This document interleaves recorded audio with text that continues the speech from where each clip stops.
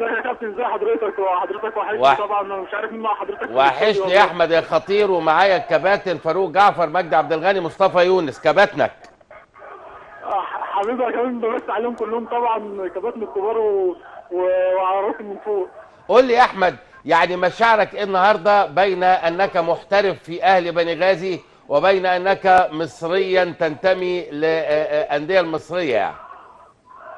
والله يا كابتن، ده ماتش بالنسبه لي كان ماتش خاص طبعا، ولسه تكمله في مصر ان شاء الله. يمكن انا النهارده عاوز اوضح حاجه بس من اول ما نزلت الملعب، وجمهور النادي الاهلي المصري اللي موجودين هنا كلهم شتيمه فيا وشتيمه في والدتي، وبيشتموا والدتي في عيد الام، فدي حولت لي طاقه ايجابيه في الملعب، وان شاء الله هكمل في مصر، وان شاء الله ارد عليهم في مصر كمان.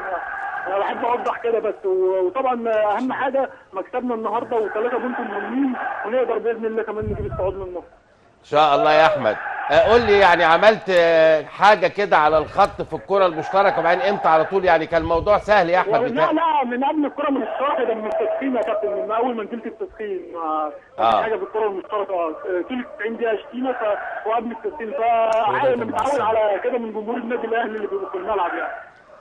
عموما يا احمد اكيد الف مبروك، ومبروك لاهلي بني غازي، وهناك لقاء عوده باذن الله. اشكرك يا احمد، وبالتوفيق ليك يا حبيبي. شكرا. اشكرك.